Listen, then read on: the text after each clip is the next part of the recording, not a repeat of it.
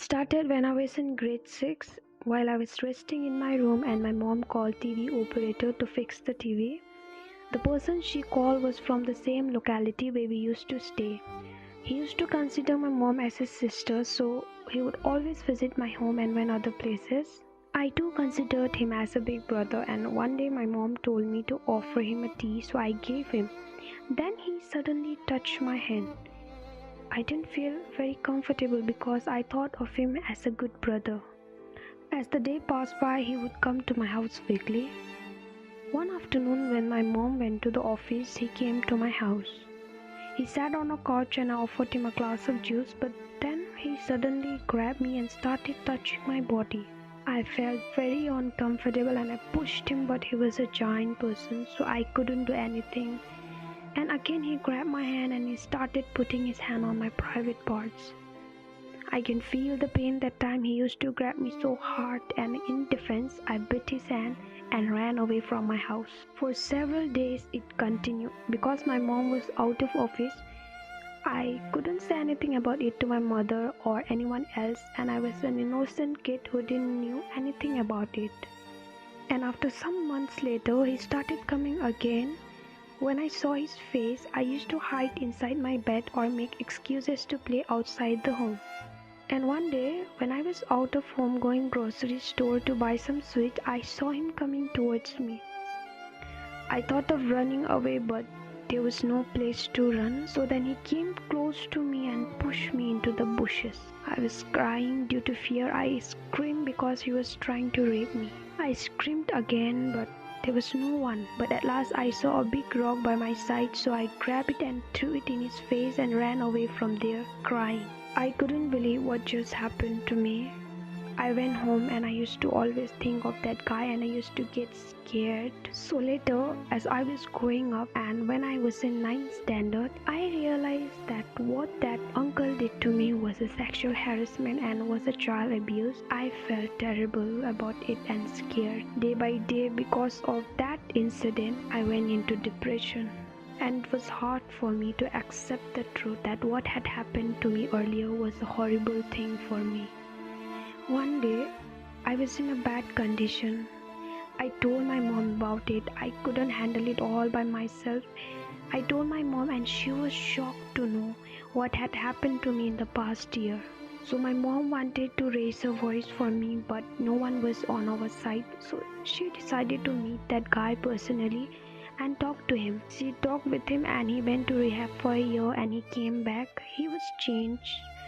But my fear couldn't change. Now, whenever I see boys or a common man, I fear with them too. My mentality is set that every man is same and they'll repeat the same thing. इनके साथ जो हुआ ये काफ़ी दिल दहलाने वाली घटना है और इन्होंने जिस तरीके से इस घटने के ऊपर डटकर सामना किया ये काबिल तारीफ़ है। अगर हम लोगों के साथ कभी ऐसा होता है, भगवान ना चाहे कि ऐसा कभी हो, लेकिन अगर होता है तो हम इसके खिलाफ क्या कर सकते हैं, आज हम इस वीडियो में जानेंगे।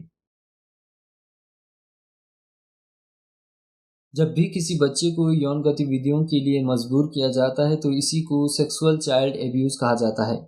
इंडिया में हर दिन 109 से भी ज़्यादा केसेस रिपोर्ट किए गए हैं और इनमें सिर्फ लड़कियों की रिपोर्ट नहीं है बल्कि लड़कों के भी केसेस दिखाई देते हैं। आज के इस टाइम में हम सभी अपने घर में बंद हैं और इसी टाइम में सेक्सुअल एब्यूज़ के केसेस सबसे ज़्यादा बढ़ रहे हैं। सेक्सुअल एब्यूज़ के केसेस में ये पाया गया कि एब्यूज़ करने वाला और कोई नहीं बल्कि neighbour, family member, relative, cousin या केयरटेकर होते हैं। हम लोगों को अपने घर पे एक फ्रेंडली सा एनवायरनमेंट बनाना होगा जहाँ पर हमारे भाई-बहन या आपके बच्चे खुलकर बात कर सकें, खुलकर अपनी प्रॉब्लम को शेयर कर सकें। अगर हम अपने घर में फ्रेंडली सा एनवायरनमेंट नहीं बनाते हैं तो बच्चे कई बार डर जाते हैं और वो प्रॉब्लम को कभी शेयर नहीं करते।